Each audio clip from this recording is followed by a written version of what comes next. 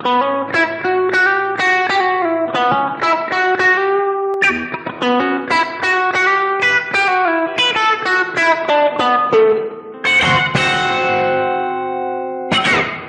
semua, kembali lagi di segmen Ngerti, ngobrol seputar investasi. Nah, jadi untuk teman-teman yang belum tahu, segmen ini akan ada aku, Isfi, dan Mas Raffi yang akan berbagi cerita serta informasi seputar investasi. So, langsung aja untuk episode perdana kali ini, kita mau ngebahas apa aja nih Mas Raffi? Kita bakal bahas topik tentang investasi secara umum. Pasti di antara kalian banyak kan yang masih bingung apa itu investasi dan gimana caranya. Nah, apa aja sih keuntungannya, resiko, dan segala macamnya. Jadi kali ini, untuk kalian semua yang tertarik nih, untuk tahu tentang investasi, cocok banget dengerin episode kali ini sampai habis. Nah, Isfi, aku mau nanya nih, menurut kamu investasi itu apa sih? Kalau menurut aku, investasi itu artinya mengelola aset. Jadi nggak cuma manusianya aja nih yang kerja, tapi asetnya juga ikutan bekerja gitu loh. Kalau Mas Raffi sendiri gimana? Nah, kalau menurut aku investasi itu sebuah kegiatan sebenarnya. Kita menanamkan modal, baik itu langsung atau tidak. Nah, dengan harapan pada waktu nanti kita itu mendapatkan sejumlah keuntungan nih dari hasil yang kita tanamkan tadi modalnya. Gitu. Jadi makanya aku bilang investasi itu adalah masa depan. Seperti itu, Isvi. Nah, kalau kita investasi tuh, terutama kamu ya, kamu tuh biasanya investasi di mana sih? Well, jujur aja ya, aku tuh masih tergolong baru lah ya di dunia perinvestasian ini. Sejauh ini aku tuh baru investasi di saham aja sih. Kalau Mas Raffi sendiri udah investasi di mana aja tuh? Kalau aku ya, aku cenderung ke pasar modal. Kenapa? Karena seru aja gitu baca-baca berita emiten, berita saham, terus berita terkait kebijakan segala macam. Aku suka baca berita. Nah, makanya aku terjun ke pasar modal gitu. Nah, pasar modal itu juga banget sih di masa depan karena kan kita tahu sendiri ya pasar modal di Indonesia ini dia bagaikan wadah yang sangat masih kosong sebenarnya. Hanya sedikit air yang baru terisi gitu di wadahnya. Nah, ketika nanti kamu bayangin mungkin 1-2 dekade kemudian ketika pasar modal di Indonesia ini udah bagus, prospeknya udah orang tuh banyak mulai berinvestasi, ya kamu bayangin aja kalau udah full tuh wadahnya itu dengan para investor-investor pasti kan penuh dan pasti menguntungkan banget kan buat kita. Nah, Iya bener banget tuh. Tapi guys tenang aja, investasi itu nggak cuma di saham aja loh. Ada banyak instrumen-instrumen investasi lainnya. Nah kalian bisa investasi di pasar uang, pasar modal.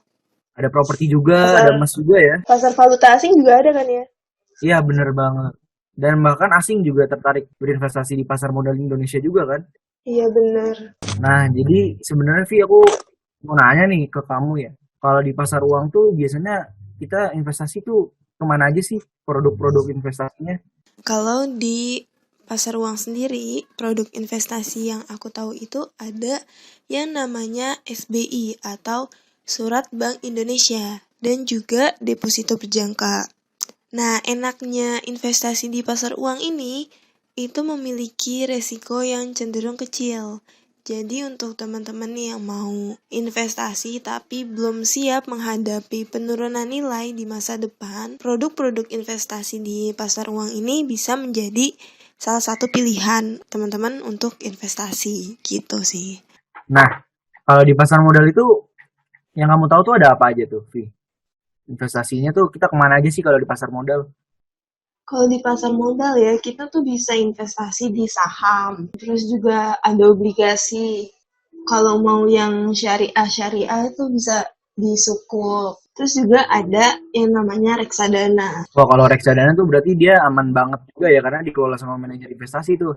Iya, bener banget. Jadi untuk yang misalkan mau investasi nih, tapi nggak punya waktu untuk pantengin terus IHSG atau segala macamnya, bisa banget investasi di reksadana. Ya benar sih, aku juga setuju sih karena ya wajar aja sih karena kan kalau misalnya kita minta tolong ke manajer investasi ya return yang kita dapat juga nggak sebanyak kita main sendiri ya di pasar sahamnya. Gitu. Tapi Iya reksadana nggak benar. cuman pasar saham doang kok, ada juga pasar uang juga kayak misalnya ya reksadana keuangan dan lain-lain. Mas, tadi kan kita udah banyak nih bahas soal instrumen-instrumen investasi. Nah, mungkin di antara teman-teman masih banyak nih yang bingung, Mas. Sebenarnya kita tuh lebih cocok atau lebih tepat itu investasi di mana sih? Sebenarnya kalau menurut aku sih investasi itu bisa di mana aja ya. Cuman nyesuaiin lagi ke kitanya masing-masing karena kan profil kita beda-beda nih. Ada yang mungkin dia takut berinvestasi dengan jumlah yang banyak dan di pasar modal. Contohnya misalnya saham, dia main saham tapi dia takut duitnya hilang. Nah, dia nggak jadi. Nah, ada juga tuh yang dia mungkin lebih berani. Ada juga yang konvensional. Balik lagi ya, ketika kita berinvestasi itu investasi apa yang cocok itu kita harus nemuin sendiri ya. Kita nggak bisa cuma dengan nanya-nanya doang gitu. Nanya itu sebagai bekal sebenarnya. Namun kan di sisi lain kita juga harus paham dulu nih apa aja tuh yang dibutuhkan ketika kita berinvestasi dan mau kemana aja nih tujuan kita tuh. Sebenarnya tuh kalau kita investasi, apa aja sih keuntungan yang bisa kita dapat? Sebenarnya kalau kita ngomongin investasi itu keuntungannya banyak banget sih. Kayak misalnya kamu bayangin deh, kamu nanti kan habis lulus kuliah itu nanti kamu udah bakal kerja, kamu bakal nikah juga pasti ya, nggak mungkin kan kita nggak nikah ya. Terus nanti kalian punya anak dan kalian berkeluarga dan kalian pasti otomatis ketika kalian udah berkeluarga kamu pasti bakal nanggung kayak anak kamu, istri kamu, atau suami kamu nanti ya. Nah terus juga di masa yang akan datang juga pasti kan kamu semakin lama semakin tua gitu. Kalian yang mau investasi ini para investor juga pasti tentunya makin tua ya pasti ada aja yang namanya penyakit, ada aja hambatan seperti mungkin kita nggak ada yang tahu ya, mungkin kita bisa aja kecelakaan nanti atau mungkin nanti kita juga ada kebutuhan yang perlu banget gitu, kebutuhan dadakan. Kita nggak ada yang tahu ya di masa yang akan datang tuh seperti apa. Jadi makanya jika kita investasi tuh banyak banget keuntungan yang dapat kita terima. Terlebih lagi ketika kalian nanti pensiun, para investor ini untung banget nih karena investor yang berinvestasi terutama di pasar saham ya, kita dapat keuntungannya banyak banget karena ketika kita udah tua nanti bisa saja kita nanti dapat pendapatan pasif seperti ya dividen. Nah, dividen itu kan diberikan sama emiten tuh. Nah, emitennya itu pasti bakal beri dividen tiap tahunnya gitu dan itu bakal jadi keuntungan pasif buat kita. Nah, makanya keuntungan kita berinvestasi itu banyak banget sebenarnya. Nggak cuma itu aja ya. Malah kalau misalkan porto kita udah banyak tuh bisa jadi passive income ya, Mas ya.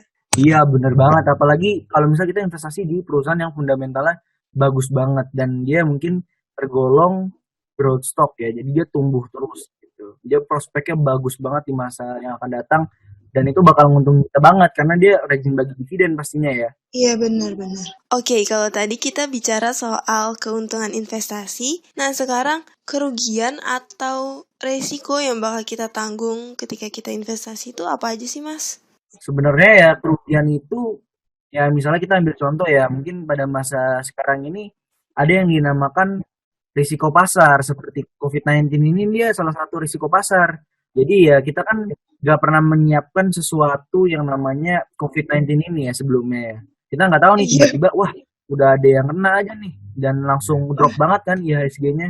Nah itu merupakan salah satu risiko yang bakal diterima oleh para investor tuh yang berinvestasi. Nah belum lagi risiko yang lainnya seperti misalnya sentimen pasar terhadap emitennya itu sendiri ya. Mungkin ya kita contoh perusahaan pertambangan, perusahaan batu bara ketika harga batu bara turun ya otomatis sahamnya cukup signifikan juga ya turunnya bener. Terus yang baru-baru ini juga ada nih dari perusahaan rokok nih seperti Gudang Garam, HMSP ketika pemerintah mengeluarkan cukai langsung nih tiba-tiba turun. Nah itu salah satu risiko yang akan kalian terima nih sebagai investor. Nah bener banget tuh ya Mas. Sentimen pasar ini sangat-sangat mempengaruhi pergerakan dari nilai suatu saham gitu. So dari sini dapat kita tarik kesimpulan bahwa investasi ini punya banyak keuntungan tapi juga sebanding dengan risiko yang akan kita hadapi nantinya. Nah aku harap sih ya untuk teman-teman semua nih setelah dengar ini bukannya malah takut untuk berinvestasi tapi lebih selektif lagi dalam memilih instrumen mana atau produk mana yang akan diinvestasikan gitu.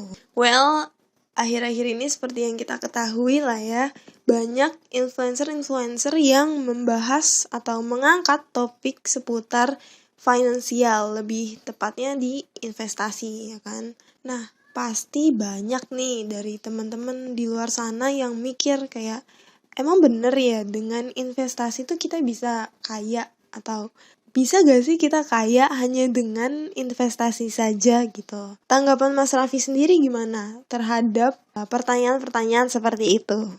Nah, jadi sebenarnya kan investasi ini maknanya luas banget ya.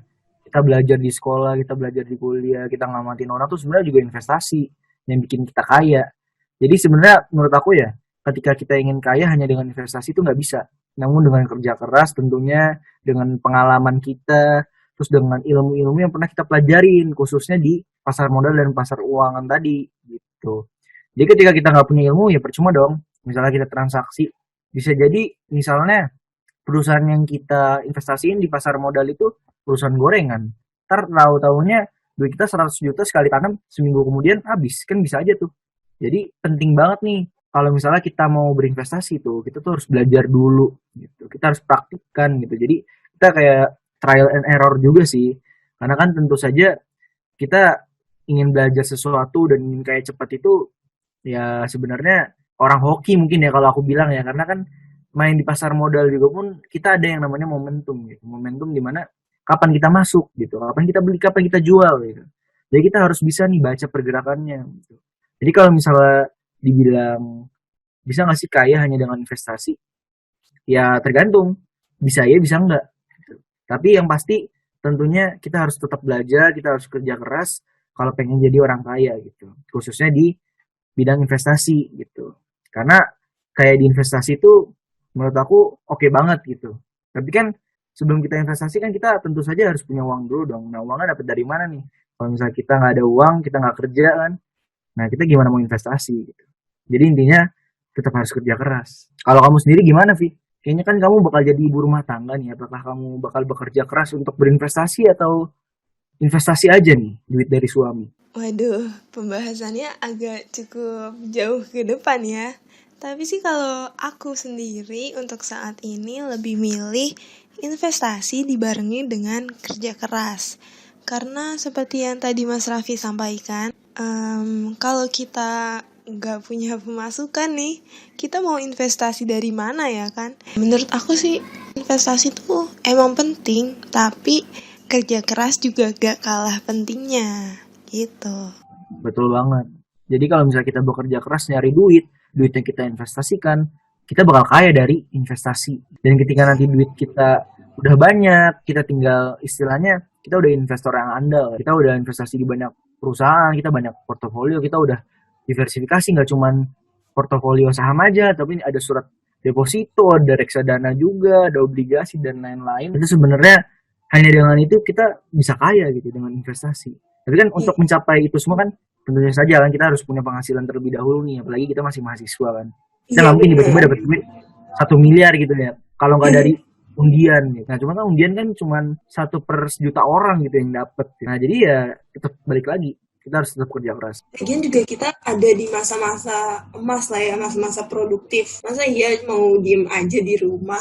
Jadi kayak pepatah, bersusah-susah dahulu, bersenang-senang kemudian. Jadi kita kali ini kita bakal nyebutin waktu kita untuk belajar nih investasi. Mulai dari caranya, investasi kemana aja, keuntungannya seperti apa, mantau berita dan sentimen pasar tuh seperti apa. Jadi kita tetap ngikutin perkembangan investasi nih. Nah dari situ kita dapat ilmu yang cukup untuk bisa membenarkan bahwa kita bisa kaya tuh hanya dengan investasi. Betul banget. Tadi Mas Raffi sendiri singgung-singgung nih soal saham-saham gorengan. Pasti banyak nih yang pemula-pemula masih bingung apa sih saham gorengan itu. Saham gorengan itu saham yang berminyak kayaknya saham. Nah, sebenarnya sih kalau kita ngomongin saham, iya benar.